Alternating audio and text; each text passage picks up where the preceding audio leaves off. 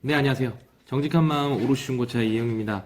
오늘 소개해드릴 컨텐츠는 사회 초년생들을 위한 중고차를 좀 추천해드릴 만한 내용이 있어서 좀 소개를 해드리려고 하는데요. 제가 좀 금액대별로 차량을 좀 나눠봤습니다. 그래서 오늘 첫 번째로 500만 원대에 고객님들께 추천해드릴 만한 차량에 대해서 간단하게 좀 설명을 드리도록 하겠습니다.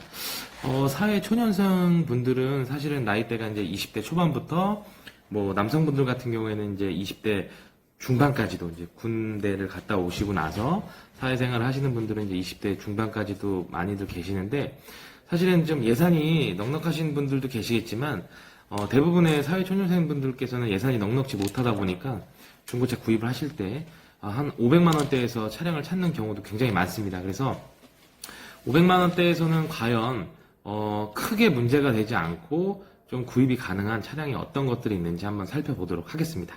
네, 먼저 경차에서 한번 살펴보도록 하겠죠. 경차에서는 기아에서 나온 올류 모닝과 쉐보레에서 나온 스파크 차량, 그 다음에 기아에서 또 나온 레이 차량이 있습니다. 하지만 레이 차량 같은 경우에는 뭐 모닝과 스파크 차량에 비해서 일단 신차 출고 가격도 많이 높고요. 그 다음에 전반적인 시세가 지금도 많이 좀 높은 편에 속해 있기 때문에 주행거리가 많은, 예를 들어서 뭐 5만에서 10만 킬로 이상 넘어가는 차량들은 구입이 가능할 수 있겠지만, 사실은 이제 예산에서는 조금 부족한 감이 없지 않아 있습니다. 그래서 올류모닝 같은 경우에는 뭐 11년에서 13년 정도 되는 것들, 그 다음에 스파크는 뭐 12년에서 14년 정도 되는 것들에서 주행거리는 한 3만에서 5만 킬로 사이에서도 충분히 구입이 가능한 차량이라고 생각이 들고요. 앞서 말씀드린 것처럼 레이 차량 같은 경우에는 조금 예산이 부족할 수 있습니다. 구입은 가능하시지만 주행거리라든지 뭐 동급 차량에 비해서는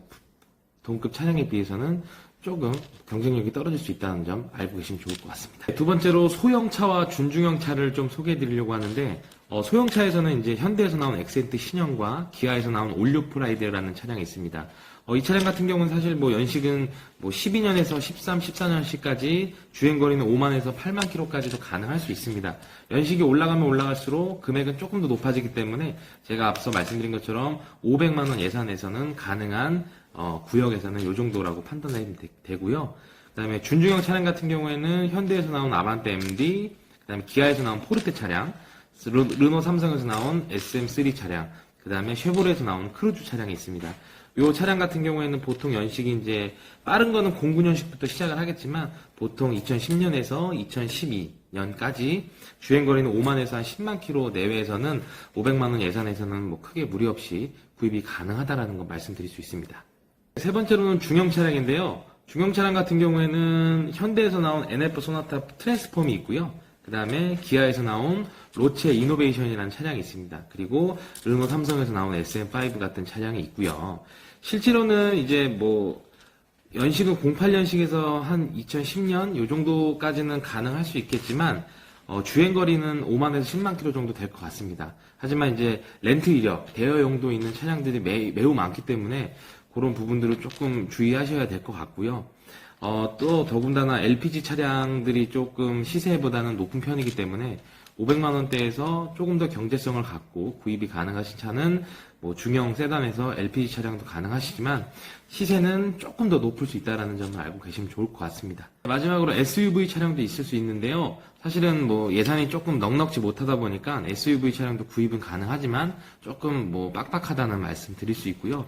현대에서 나온 투싼 차량이 있고요. 기아에서 나온 뉴 스포티 차량도 구입이 가능하십니다. 하지만 이제 연식이 좀 오래돼서 06년식부터 09년식까지 주행거리는 5만에서 10만 킬로 내외에서는 구입이 가능하시겠지만, 아시다시피 요즘에 뭐 대기환경 오염 때문에 이제 5등급 이하의 차량들은 이제 DPF, 뭐 매연 저감 장치가 장착되어 있지 않은 차들은 수도권 4대문 안에서 운행이 불가하다는 겁니다. 그래서 그 DPF를 장착하지 않고 주행을 하다가 단속 카메라에 걸렸을 경우에는 과태료가 부과가 되겠죠. 그래서 이런 부분들은 사실 구입은 가능하겠으나 500만 원대에서 SUV 차량을 구입하시는 것은 사실 별로 그렇게 추천해드리고 싶지는 않다라는 말씀을 좀 드리고 싶습니다. 이렇게 사회 초년생들을 위해서 500만 원대에서 구입이 가능하신 차량들을 조금 소개를 시켜드렸는데, 사실은 뭐 중고차라고 해서 무조건 뭐 저렴하고 뭐 좋은 차를 구입하시고 싶은 마음은 있으시겠지만, 솔직히 차도 기계 장치이기 때문에 금액 대비 성능은 좀 정해져 있다라고 보시면 될 것 같아요. 그래서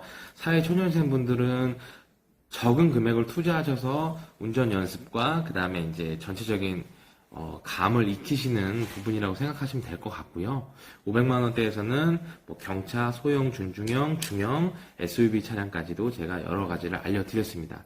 그 외적으로 뭐 대형에서는 뭐 그랜저 TG 같은 것도 가능할 수 있고요. 뭐 K7 초창기 모델 이런 것들도 가능할 수 있겠지만 사실은 금액이 조금 부족한 부분이라서 그런 차량들은 제가 추천해드리고 싶지 않아서 일단 리스트에서는 제외를 했습니다. 사회 초년생들분께서 가장 걱정하시는 부분이 차량을 내가 정말 좋은 차를 구입할 수 있을까라는 걱정도 많이 있으실 텐데요. 이 영상을 보시고 뭐 연락을 주시면 더욱더 감사하겠지만 다른 분들에게 구입을 하시던 어떠한 뭐 매체를 통해서 중고차를 구입하시던 간에 이 영상을 보시고 적어도 예산에 맞는 좋은 차량을 구입하시기를 간절하게 소망하고 있습니다. 영상 시청해주셔서 너무나 감사드리고요. 지금까지 정직한 마음 오르시 중고차 이혜영이었습니다.